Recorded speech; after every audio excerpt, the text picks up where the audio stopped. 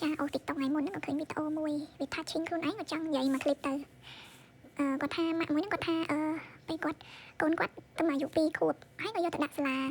ហើយសាលាហ្នឹងអត់អនុញ្ញាតឲ្យគាត់ទៅមើលវិសកម្មភាពកូនថ្ងៃដំបូងទេហើយមូលហេតុអីតាមការពិតទៅបើសិនជាខ្ញុំជាគាត់វិញណាគឺខ្ញុំអត់ជន់សាលាហ្នឹងទៀតហ្មងពីព្រោះការ dealing របស់សាលាហ្នឹងជាមួយយើងគឺវាអត់ល្អបាត់ទៅហើយអញ្ចឹងគឺខ្ញុំអត់ចូលទោះបីជាគេ rate សាលាហ្នឹងល្អប៉ុណ្ណាមានសិស្សរាប់ម៉ឺនរាប់ពាន់អ្នកទៅរៀនហ្នឹងអូយគេនិយាយ10 100អ្នកល្អហើយតែចំពោះសាលាហ្នឹងជាមួយយើងគឺវាមានអារម្មណ៍ feeling bad តាំងពីដំបូងនៅពេលដែលយើងទៅតាក់តងចង់ដាក់កូនយើងទៅហ្នឹងគឺគ្រូអត់ព្រម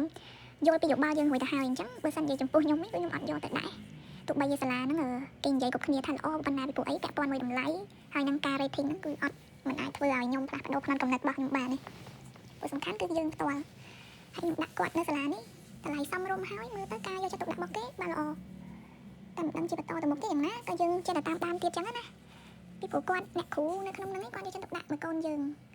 ប៉ុន្តែអាហ្នឹងវាអាស្រ័យទៅលើបុគ្គលដែរអ្នកគ្រូលោកគ្រូកាលណាជួនកាលមិនប្រកាសថាមនុស្សគ្រប់គ្នាស្រឡាញ់ក្មេងទេហើយអញ្ចឹងយើងជ្រើសរើសបុគ្គលិកឬក៏អ្នកគ្រូលោកគ្រូមកធ្វើការហ្នឹងក៏យើងមិនអាចដឹងថាក្នុងចិត្តគាត់ហ្នឹងអត់ធ្មត់ជាមួយកូនយើងបានកម្រិតណាដែរអញ្ចឹងម្ល៉េះហើយបើសិនជាដំបូងយើងទៅជួបវា feeling bad ជាមួយនឹងការទៅសួរព័ត៌មានដំបូងចឹងរួចហើយខ្ញុំអត់ដាក់កូនខ្ញុំទៅហ្នឹងទេខ្ញុំដួលតែខ្ញុំឆ្លងកាត់រឿងអស់ហើយ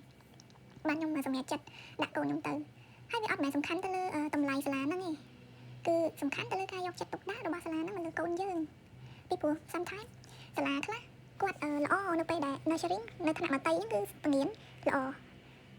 នៅពេលថ្នាក់ធំទៅអាហ្នឹងផ្សេងទៀតតោះតែយើងត្រូវតាមដានគុណរហូតមិនមែនអាងតែយើងយកគាត់ទៅដាក់សាលាហើយអត់ខ្វល់ពីរឿង activity របស់គាត់ថ្ងៃក្នុងសាលាអញ្ចឹងបានថាការចិញ្ចឹមកូនវាមិនមែនជារឿងងាយស្រួលចឹងចង់ផ្ដាំទៅម៉ាក់ប៉ាទាំងអស់គ្នាដែរកុំផ្ដោតទៅលើការអូសីខ្លាំងពេកគឺយើងត្រូវតែមានពេលវេលាមួយសម្រាប់កូនហើយនឹងការតាមដានគាត់នៅក្នុងសាលាផងពេលដែលយើងចិញ្ចឹមកូនរាល់ថ្ងៃណាពេលយើងគាត់ចេញពីរៀនយើងយកគាត់ទៅញ៉ាំអីដើរលេងរៀនពី